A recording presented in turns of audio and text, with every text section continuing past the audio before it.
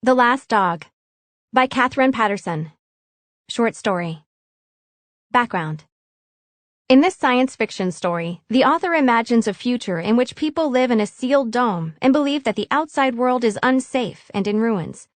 The story's main character discovers something that everyone thinks can't exist, and it changes everything. About the author. The daughter of two American missionaries, Katherine Paterson was born in 1932 in China and lived there during her early childhood years. Paterson became a renowned writer of children's novels. She has twice won the Newbery Medal and National Book Award. The Last Dog by Katherine Paterson. Brock approached the customs gate. Although he did not reach for the scanner, a feeling it might have labeled excitement made him tremble. His fingers shook as he punched in his number on the inquiry board. "This is highly irregular, Brock 0956700038, the disembodied voice said. "What is your reason for external travel?" Brock took a deep breath. "Scientific research," he replied. He didn't need to be told that his behavior was irregular. He'd never heard of anyone doing research outside the dome. Actual rather than virtual research. I've been cleared by my podmaster and the research team. Estimated time of return? So he wasn't to be questioned further. 1,800 hours. Are you wearing the prescribed dry suit with helmet and gloves? Affirmative. You should be equipped with 750 milliliters of liquid and food tablets for one-day travel. Affirmative. Brock patted the sides of the dry suit to be sure. Remember to drink sparingly. Water supply is limited. Brock nodded. He tried to lick his parched lips, but his whole mouth felt dry. Is that understood? Affirmative. Was he hoping customs would stop him?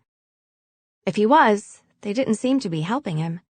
Well, this was what he wanted, wasn't it? To go outside the dome. Turn on the universal locator, Brock 0956700038, and proceed to gate. Why weren't they questioning him further? Were they eager for him to go? Ever since he'd said out loud in group speak that he wanted to go outside the dome, people had treated him strangely.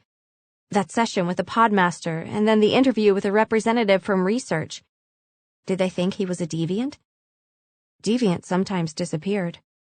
The word was passed around that they had gone outside, but no one really knew. No deviant had ever returned. The gate slid open.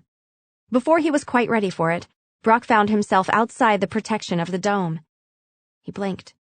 The sun, at least it was what was called the sun in virtual lessons, was too bright for his eyes even inside the tinted helmet. He took a deep breath, one last backward look at the dome, which, with the alien sun gleaming on it, was even harder to look at than the distant star, and started across an expanse of brown soil, was it? To what he recognized from holograms as a line of purplish mountains in the distance. It was. He pulled a scanner from his outside pouch and checked it. Hot. Oh, that was what he was feeling. Hot. He remembered hot from a virtual lesson he'd had once on deserts. He wanted to take off the dry suit, but he had been told since he could remember that naked skin would suffer irreparable burning outside the protection of the dome. He adjusted the control as he walked so that the unfamiliar perspiration would evaporate. He fumbled a bit before he found the temperature adjustment function. He put it on 20 degrees centigrade and immediately felt more comfortable. No one he really knew had ever left the dome, stories of deviants exiting the dome being hard to verify, but there was all this equipment in case someone decided to venture out. He tried to ask the clerk who outfitted him, but the woman was evasive. The equipment was old, she said. People used to go out, but the outside environment was threatening, so hardly anyone, she looked at him carefully now, hardly anyone ever used it now. Was Brock, then, the only normal person still curious about the outside?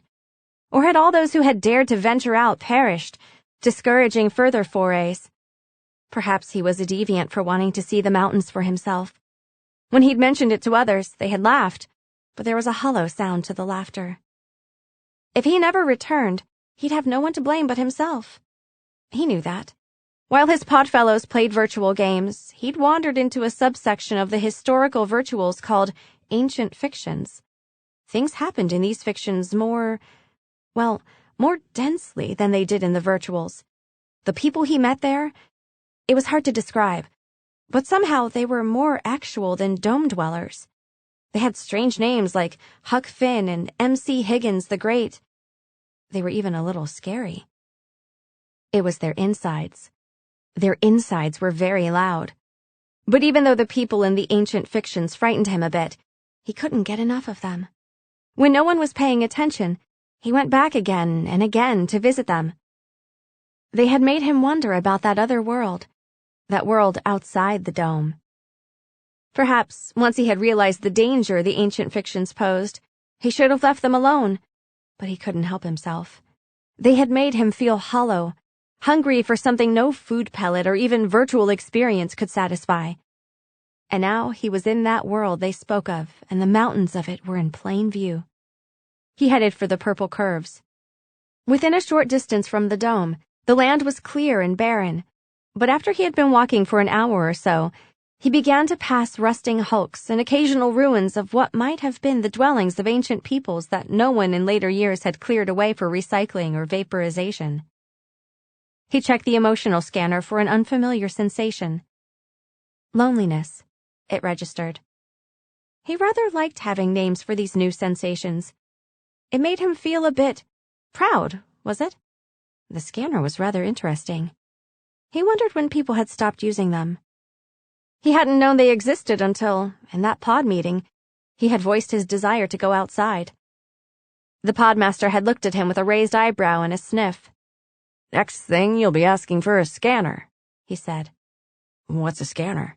Brock asked. The podmaster requisitioned one from storage, but at the same time, he must have alerted research, because it was the representative from research who had brought him the scanner and questioned him about his expressed desire for an actual adventure, a journey outside the dome. "What has prompted this, unusual ambition?" the representative had asked, his eyes not on Brock but on the scanner in his hand. Brock had hesitated, distracted by the man's fidgeting with his strange instrument. I'm interested in scientific research," Brock said at last. So here he was out of the pod, alone for the first time in his life. Perhaps, though, he should have asked one of his pod fellows to come along, or even the pod robo-pet. But the other fellows all laughed when he spoke of going outside, their eyes darting back and forth. Nothing on the outside, they said, could equal the newest virtual adventure.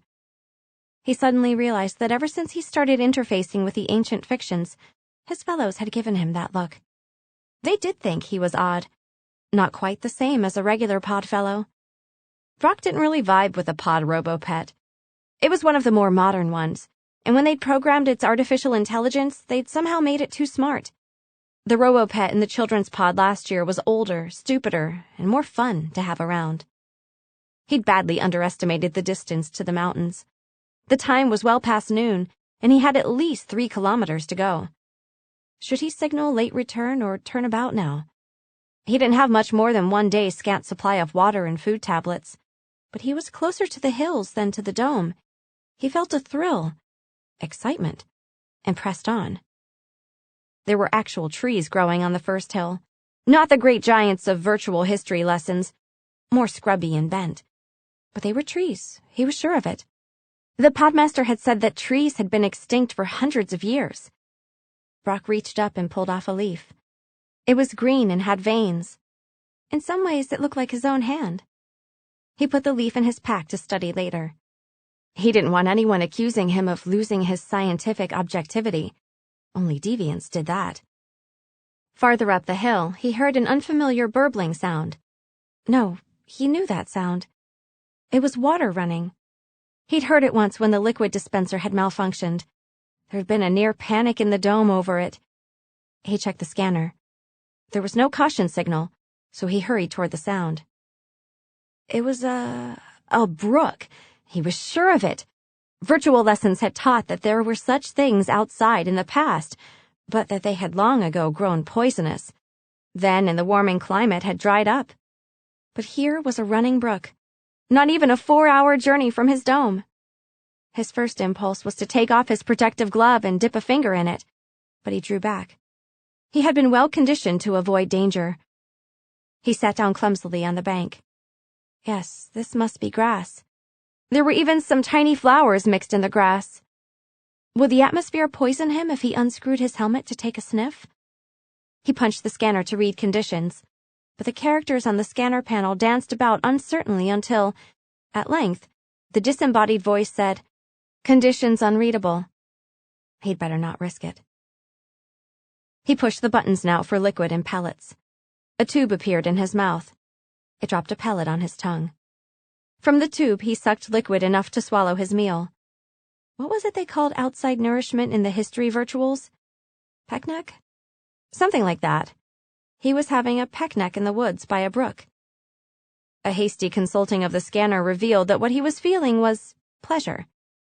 He was very glad he hadn't come with an anxious podfellow or, worse, an advanced robo-pet that would, no doubt, be yanking at his suit already, urging him back toward the dome. It was then, in the middle of the post-picnic satisfaction, that he heard the new sound. Like that programmed into a robo-pet, yet different. He struggled to his feet. The dry suit from storage was certainly awkward when you wanted to stand up or sit down. Nothing on the scanner indicated danger, so he went into the scrubby woods toward the sound, and stopped abruptly. Something was lying under the shadow of a tree. Something about a meter long. It was furred and quite still. The sound was not coming from it.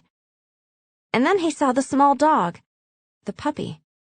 He was sure it was a puppy, nosing the stiff body of what must once have been its mother, making the little crying sounds that he'd heard from the brook. Later, much later, he realized that he should have been wary.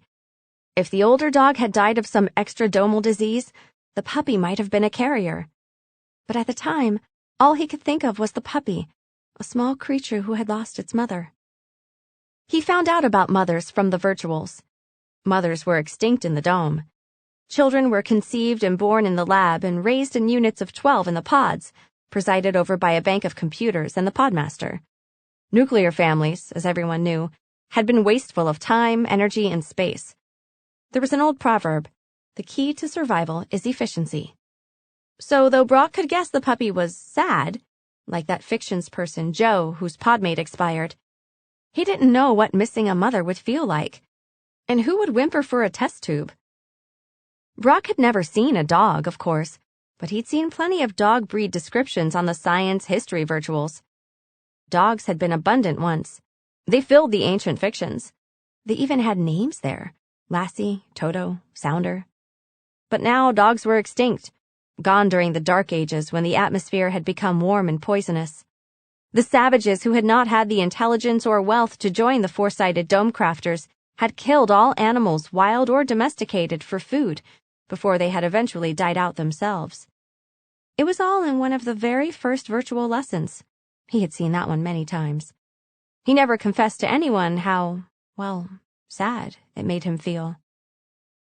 But obviously, dogs were not quite extinct. Cautiously, he moved toward the small one. Alert, alert, scanning unknown object. Brock pushed the off button. "Are you sure you want to turn off scanner?" "Affirmative." He stuck the scanner into his pouch. The puppy had lifted its head at the sound of his voice. It looked at him, head cocked, as though deciding whether to run or stay. "It's all right, dog," Brock said soothingly. "I won't hurt you." He stayed still. He didn't want to frighten the little beast. If it ran, he wasn't sure he'd be able to catch it in his clumsy dry suit. Slowly, he extended his gloved hand. The dog backed away anxiously, but when Brock kept the hand extended, the puppy slowly crept toward him and sniffed, making whimpering sounds. It wasn't old enough to be truly afraid, it seemed. The pup licked his glove tentatively, then backed away again. It was looking for food, and plasticine gloves weren't going to satisfy. Brock looked first at the dead mother, whose source of nourishment must have long dried up, then around the landscape. What would a dog eat? A puppy on its own? He took off his glove and reached through his pouch into the inside pocket that held his pellet supply. Making every move slow and deliberate so as not to startle the dog, he held out a pellet. The dog came to his hand, licked it, then the pellet. It wrinkled its nose. Brock laughed. He didn't need the scanner now to tell him that what he felt was pleasure. He loved the feel of the rough tongue on his palm and the little furred face questioning him. "It's all right, fellow. You can eat it." As though understanding, the pup gulped down the pellet, then looked around for more, not realizing that it had just bolted down a whole meal. When the dog saw there was no more coming, it ran over to the brook. Brock watched in horror as it put its head right down into the poisonous stream and lapped noisily. "Don't!" Brock cried. The puppy turned momentarily at the sound, then went back to drinking, as though it was the most normal thing in the world. Well, it was, for the dog. Where else would a creature in the wild get liquid? If the streams were not all dried up, they must have learned to tolerate the water. But then, it was breathing the poisoned atmosphere, wasn't it? Why hadn't it hit Brock before? This was a fully organic creature on the outside without any life support system. What could that mean? Some amazing mutation must have occurred, making it possible for at least some creatures to breathe the outside atmosphere and drink its poisoned water. Those who couldn't died. Those who could survived and got stronger. Even the ancient scientist Darwin knew that. And Brock had come upon one of these magnificent mutants. The puppy whimpered and looked up at Brock with large, trusting eyes. How could he think of it as a mutant specimen? It was a puppy, one who had lost its mother. What would it eat? There was no sign of food for a carnivore. Perhaps way back in the mountains, some small mammals had also survived, keeping the food chain going. But the puppy would not live long enough to find its way there, much less know how to hunt with its mother gone. For the first time in his life, something deep inside Brock reached out toward another creature. The thought of the puppy languishing here by the side of its dead parent until it, too— "Your name is Brog, all right?" The ancient astronomers had named stars after themselves. He had discovered something just as wonderful. Didn't he have the right to name it sort of after himself while preserving the puppy's uniqueness? "Don't worry, Brog. I won't let you starve." Which is why Brock appeared at the customs portal after dark, the front of his dry suit stained, carrying a wriggling Canis familiaris of uncertain breed. If there had been any way to smuggle the dog in, Brock would have. But he couldn't for the life of him figure out how. As it was, every alarm in the area went off when he stepped into the transitional cubicle. The disembodied voice of the monitor queried him. "Welcome back, Brock 0956700038. You're late." "Affirmative." "And you are carrying contraband." "I pulled a leaf." "Deposit same in quarantine bins." "Affirmative." "Sensors denote warm-blooded presence not on official roster." "I found a dog," Brock mumbled. "Repeat." "A dog." "Canis familiaris is extinct." "Well, maybe it's just a robo-pet that got out somehow." "Correction, robo-pets are bloodless. Leave dry suit for sterilization and proceed to quarantine inspection." The officials in quarantine inspection, who rarely had anything to inspect, were at first nervous and then, as they watched the puppy happily licking Brock's face, interested despite themselves.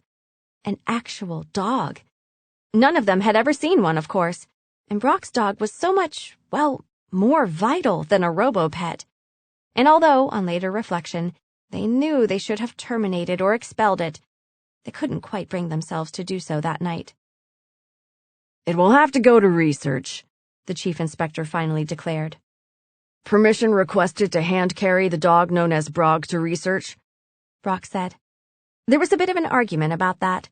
Several inspectors sought the honor, but the chief declared that Brock, having shed his dry suit and being already contaminated, should be placed with the dog in a hermetically sealed air car and transported to research.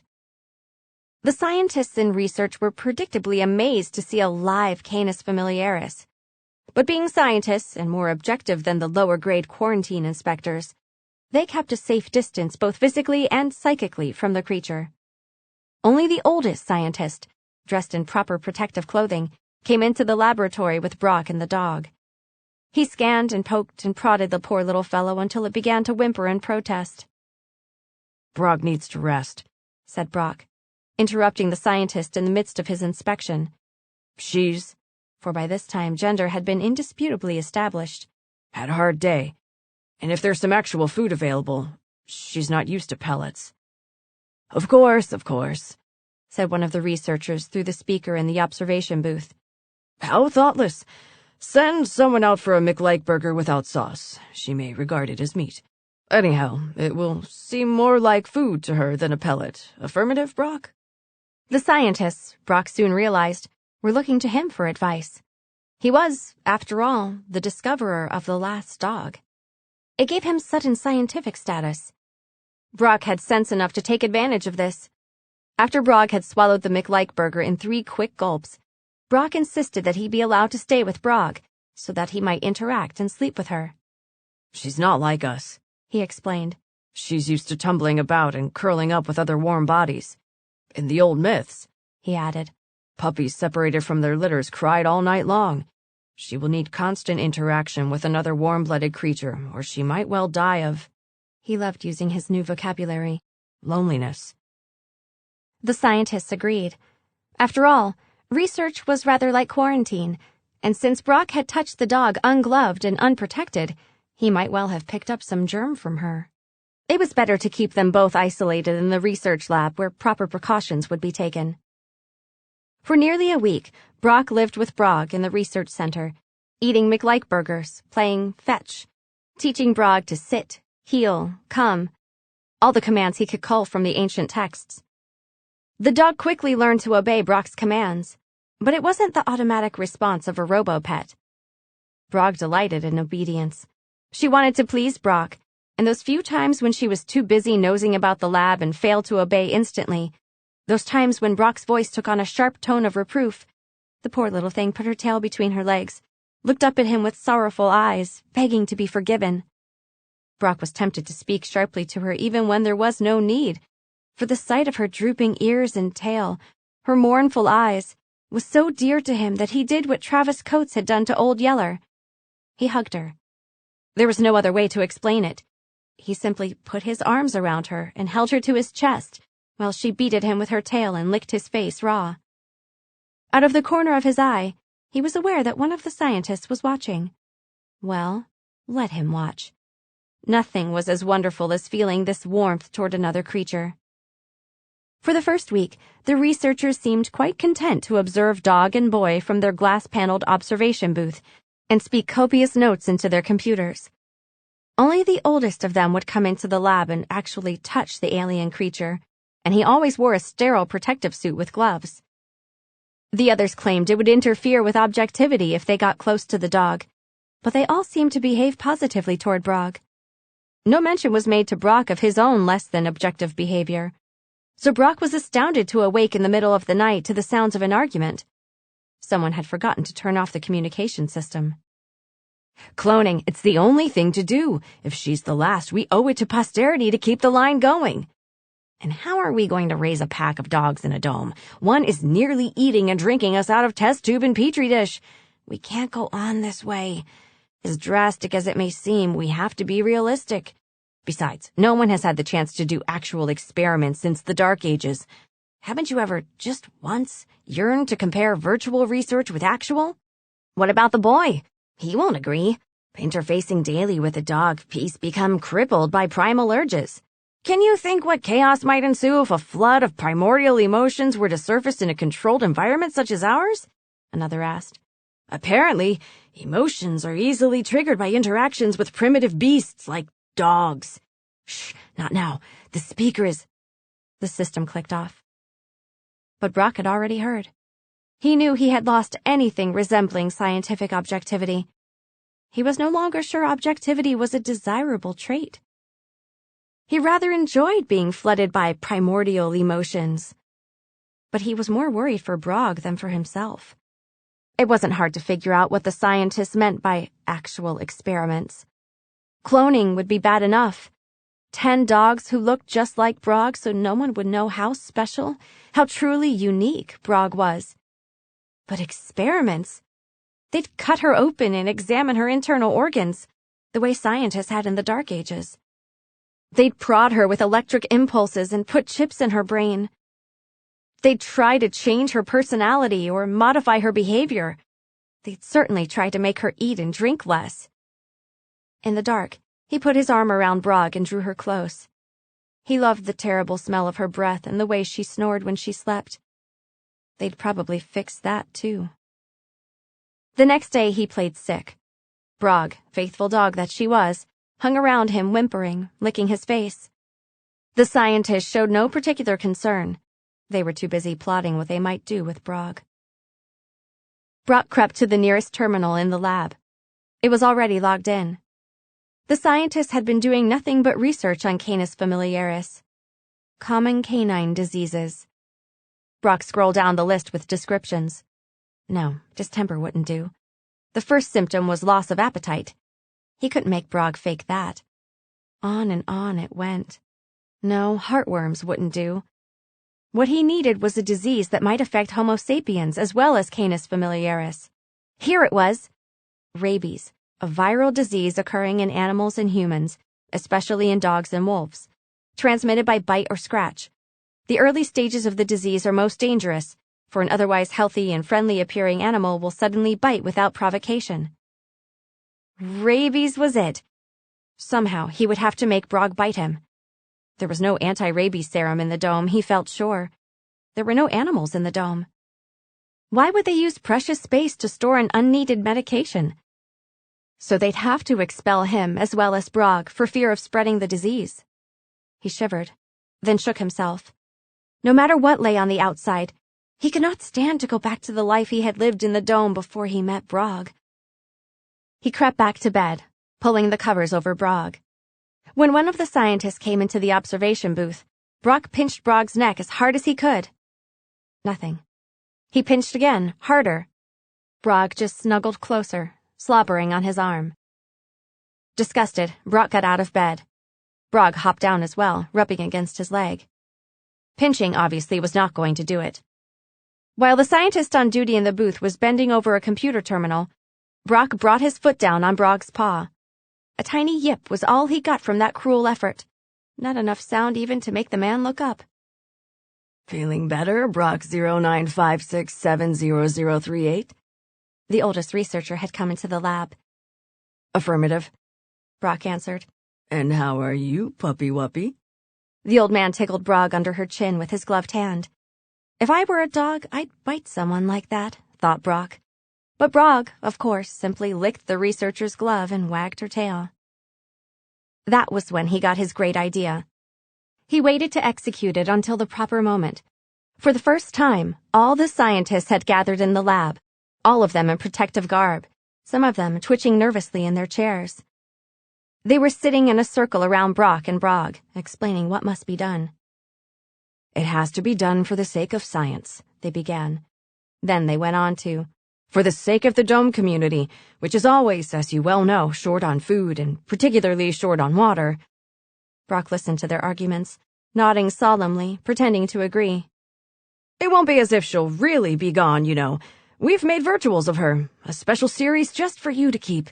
You can virtually play with her whenever you like. That was the cue. Brock turned and bit Brog on the tail so hard that the blood started. Brog, surprised and enraged, spun around and bit Brock on the nose. There was a shocked silence. Every scientist leaned backward, body pressed hard against his or her chair back. Every eye was on the two of them. I don't know what got into me, Brock said. I've been feeling very weird. The scientist continued to stare. I was checking the historical records. All of the scientists fled the room. Someone ran to a computer terminal. When Brock offered to take Brog out of the dome and let her loose in the mountains, no one argued. Neither did they say, hurry back, or even, take care. No one came close as he loaded his pouch with water and food pellets. The customs gate monitor asked no questions. Out of sight of the dome, Brog was delirious with joy, jumping and running about in circles around Brock's boots. Why wasn't the atmosphere choking Brog if it was as poisonous as the dome dwellers claimed? His heart beating rapidly, Brock unscrewed his helmet just enough to let in a little of the outside atmosphere. Nothing happened. In fact, he seemed to be breathing perfectly normally. He took off the helmet entirely. He was still breathing freely, but his heart was beating so hard he couldn't be sure. He waited for the choking sensation he had been warned of. It didn't occur. Could they be wrong? Could the outside world have healed itself? Perhaps the reason the scanner had so much trouble reading the outside atmosphere was because it wasn't within the range of computerized expectations. Could it be? Could it be that fear had kept the dome dwellers prisoner many years longer than a poisoned environment would have? He unfastened the dry suit and slowly stepped out of it into the sunlight.